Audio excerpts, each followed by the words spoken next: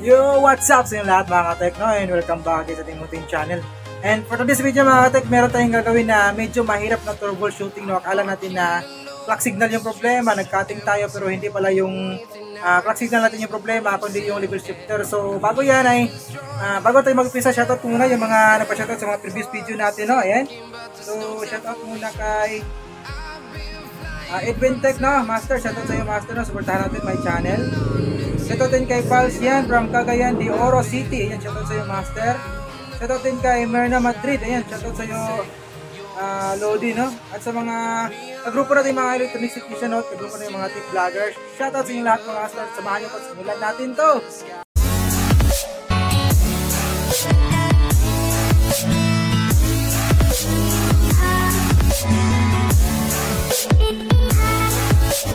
Ng araw sa inyo lahat mga ka-tech, no? And welcome back again sa ating channel. So for today's video, meron tayong gagawin ngayon. Bali isang ano to? Sharp 32 inch.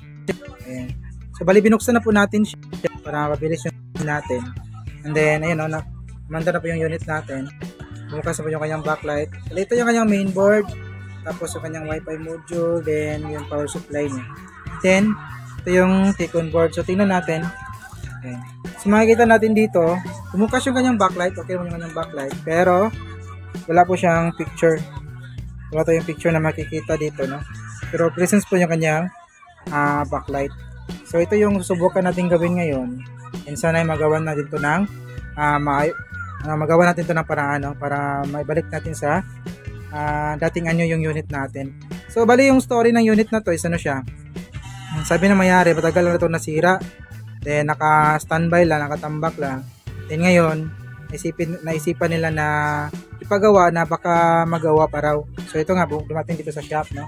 Then minus na nakikita natin dito, meron po siyang T-con board. Bali yung board na T-con board natin is ano siya, Enolux. Then pinag-aralan natin yung kanyang T-con. And ito pala isang GIP panel. Meron po siyang clock, pero wala po siyang side clock, no? GIP panel, meron tong clock signal. So, asan yung kanyang clock signal nito? Ito yung kanyang clock signal. Ayan, oh. Clock signal niya yan. Papansin nyo ba dyan? Yung mga maliit na bilog na yan. Ayan. Bali yung clock nito is clock 1 hanggang clock 6. Ayan, oh. So, ito yung kanyang pang-anim. Yung clock 6 niya. Ito. Tapos, ito naman, ito yung Stevie, tapos blink. Ayan. BLN key. Ito. So, 6 na clock, wala siyang swapping voltage na LC1, LC2, no? Balik clock lang siya, then Stevie at saka BLN key. So, dito sa may kabilang side, ito yan. Yan. Dito yung kanyang level shifter, dito nangagaling yung clock natin.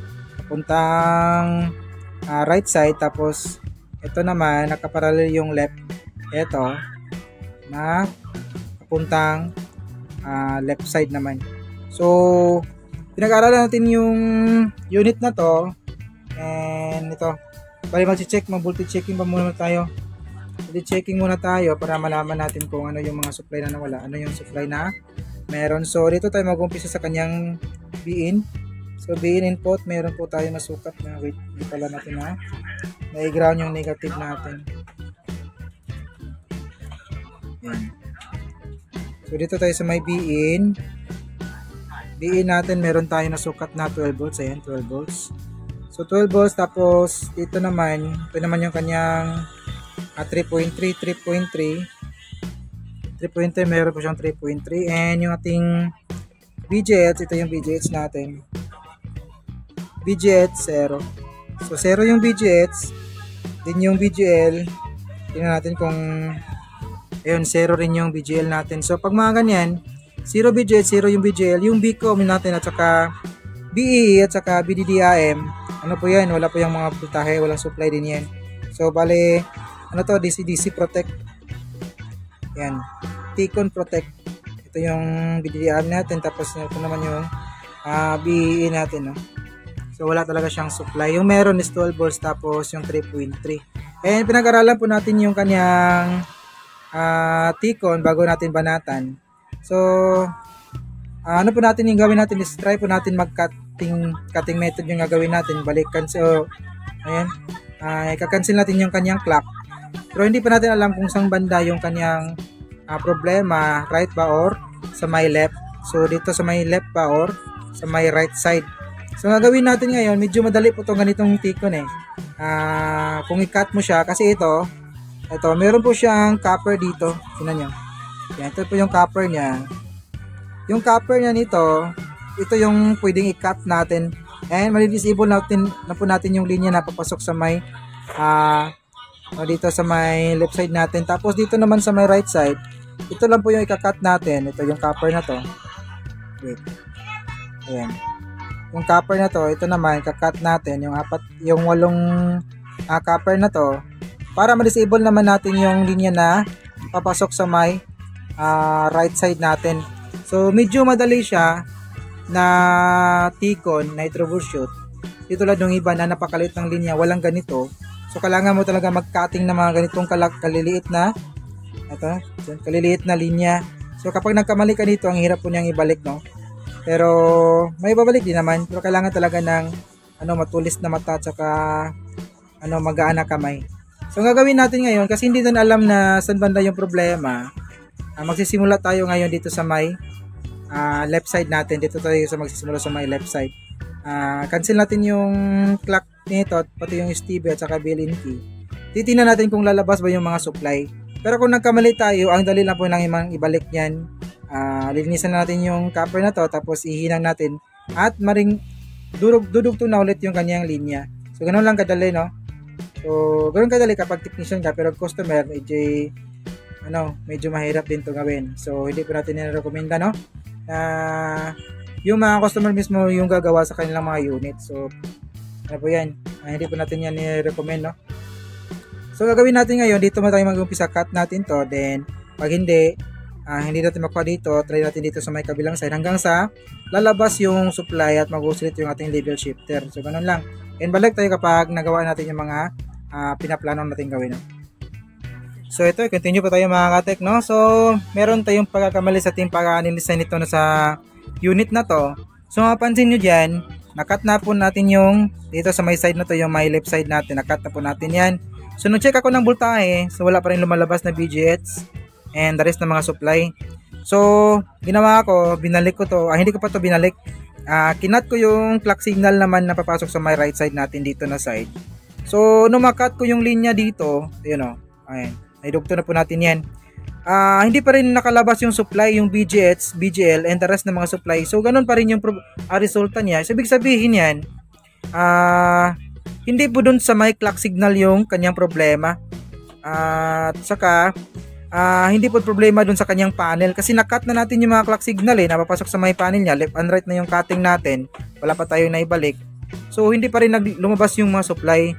So, nagtaka ako. So, ang ginawa ko, binalik ko na lang lahat yung mga clock signal na pinagpuputol natin dito sa may right at saka sa may right at saka sa may left. Yan. Binalik po natin yan. Tapos resistance reading tayo is lahat naman po ng clock signal nito. Clock is normal naman, mega ohms yung reading. So meron akong natansya natin na okay yung kanyang panel. So dito tayo focus.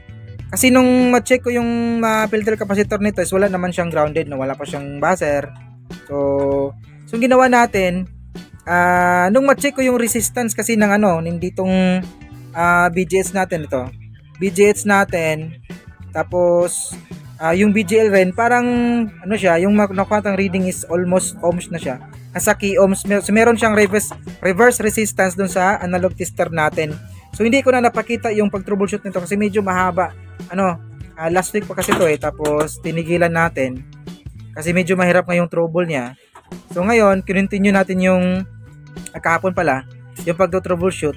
So doon tayo nakakuha ng idea kung point natin kung ano yung talaga yung problema ng unit na to. So nung kasi yung mga filter capacitor, wait, muga na yung pasmado na yung kamay natin. Yung mga SMD capacitor na to, ayan. Ito yung filter ng kasi yung BGH natin na galing sa may DC-DC. Yung BGH natin ito, papasok yan dito sa may level shifter natin na IN633. So meron ako nakuhang parang magkaibang reading dito kasi yung reverse resistance niya mataas, nasa mga k ohms. So ginawa ko, tinanggal ko tong apat na to. Ito, tinanggal ko to, ayan. Tinanggal ko tong apat na to. Tapos chinek ko yung linya. So ganun pa rin yung linya. Hindi nawala yung leak niya. Nakuha natin na may reverse resistance. So dito sa may BGH natin, meron dito yung nasukat na ganun na hindi po siya parang hindi po siya abnormal po yung reading niya. So yung ginawa ko is kinat ko po yung pagsusuplayan. Hindi. Yung source, kinat ko po yung source ng ating BGL. So na makat ko yung source is ganun pa rin siya, wala pa rin epekto, no? So dito tayo sa may BGH supply. Dito tayo sa may BGH, kinat po natin yung BGH galing sa may source natin dito sa may DC-DC papuntang level shifter. Kasi sabi natin kanina, papasok yan dito sa may level shifter natin yung 32 volts na BGH supply. So kinat ko yung linya na papasok dito sa may level shifter natin. So namakat natin is lumabas na po yung kanyang supply. Lumabas na po yung BGH supply at saka yung BGL supply and the rest ng mga voltahe nakalabas na po siya nung makat natin yung BGH line na papasok sa may level shifter natin. Pero yung resulta ng display natin is puro bar lines kasi nga disable po natin yung kanyang level shifter kasi kinat natin yung supply niya yung BGS na papasok sa may level shifter natin. So ginawa ko, naghanap ako ng sa online ng ganitong parts. Yung level shifter natin is wala akong mahagilap So buti na lang at meron akong isang sharp na natandaan dati. Meron akong na-save na isang sharp, different model, pero nung binuksan ko pareho po sila ng Tikon. Ayan, ito ito sharp dito 32 pero different po siya ng model. Ayan, pero pareho po sila ng Tikon. So yung ginawa ko is tinanggal ko po yung kinuha ko po yung kanyang level shifter dito. Kinuha ko yung level shifter dyan. Kasi nung natanggal natin yung level shifter dito is nagkaroon siya ng supply. Binalik ko yung linya ng BGH natin. Ayan. Tapos tinanggal natin yung ito. Ito yung ganyang sirang level shifter. Tinanggal natin yan. So lumabas yung supply. Sigurado na tayo na level shifter yung problema. So nung makuha ko yung galing doon, tapos dito kinabit ko. Ayan, kinabit natin. Nag-normal na po ulit yung unit natin. So, hindi po madali yung paggawa ng ganitong problema. Malapit ko na sa itong ERTO kasi tingin ko parang panel na kasi nakatambay kasi ito medyo matagal na rin na panahon, sabi ng may-ari. So, ginawan ko talaga ng sinagaan ko talaga para lang ma-point-point ko yung talaga yung problema kung bakit hindi makalabas yung supply. So, nung ma-point-point natin yung problema, naghanap ako ng kapwa nating parts. Buti na lang at meron tayong nakuha na secure na isa. So, ito na testing natin, no? Yan, saksak ko lang. Yan, saksak natin. Then, meron siyang standby doon. Standby. Tapos, ready natin yung tester. So, pindutin natin yung power para mag-oscillate siya. Ayan natin magkulay green yan. Pag nagkulay green yan, mag-oscillate na po yung unit natin. So, antayin natin. Medyo matagal siya. Matagal siyang i-power on. Bihira. So, yun. Bumukas na po yung kanyang backlight, no? So, check natin yung BGH supply. Ito. Ako. Nagtatae naman yung video natin, yung camera natin. So, BGH supply. Ayun, no? Meron na tayong nasukat na 33 volts. Ibig sabihin niya, normal na po yung BGH supply natin. And yung BGL, ito BGL natin, meron na po siyang negative 11 volts. And ito naman, para hindi tayo maduling, sabihin ko na lang, BEE natin, meron na siyang 17 volts. Ayan o, 17 volts yung BEE natin. Tapos yung BDDIM na 8 volts, BDDIM, meron na po tayo nasukat na 8 volts. Then tingnan natin yung yung display, kung meron bang display. Ayun, no? Meron na siyang no signal. Ayun, no? So, balik normal na po yung unit natin. So, ito yung nasabi ko na medyo mahirap din na trouble na na-encounter natin. Kasi nakala natin na doon sa kanyang clock yung problema pero nagkamali po tayo. Yung level shifter pala yung dahilan kung bakit hindi makalabas yung mga hindi makapag-oscillate normally yung kanyang DC-DC. So, ito po yung sira. Ayan, ito po yung sira. So, mapapansin nyo ba yan? Ito yung Kapton tape natin. Ito yung ginagamit natin pantapal dito sa may katabi ng ating level shifter kapag ginamit natin ng hot air para hindi naman madama yung iba pang katabi na mga parts. So medyo masilan tong ganitong trabaho, kaya sa mga nagsasabi na medyo madali lang daw yung trabaho natin, is madali lang siya kung titingnan mo, kasi nasasanay na kami sa paggawa nito pero pag actual talaga, yung lalo lang yung mga customer, yung mga baguhan pang gumagawa ng mga ganitong problema, is yung medyo mahirap talaga, lalo na yung pagkabit ng ating bagong level shifter. Hindi po yan madali, no? Marami pa tayong mga ginagawang dyan. Ito, gumamit pa tayo ng soldering wick para malinis yung dating hinang niya. Tapos ginamitan natin ng bagong soldering lead. Tapos gumamit po tayo ng flux. Marami pong mataas pa na proseso yan. So hindi po madali yung trabaho ng isang technician. So kung gusto nyo gayahin doon sa mga gustong mag DIY, nasa sa inyo na po yan. Wala na pong kaming kinalaman dyan. Basta sa amin is nagbibigay ko po ng guide, kunting guide lang naman sa mga kapwa natin technician, for technician only. Pero sa mga sa mga customer, pwede kayong manood, pero pag try nyong mag DIY, nasa sa inyo na yan. Ayan. So ayun, gusto na po yung unit natin. Then kasi medyo matagal yung na standby, so titest natin to ng medyo matagal para bago natin paalam sa mayari, no. So hanggang dito lang yung video natin, mga katekno. Maraming salamat nga pala sa mga tiyagang nanood. May God be with us always, and this is your service line, Chris Tech. See you on our next video. Bye bye.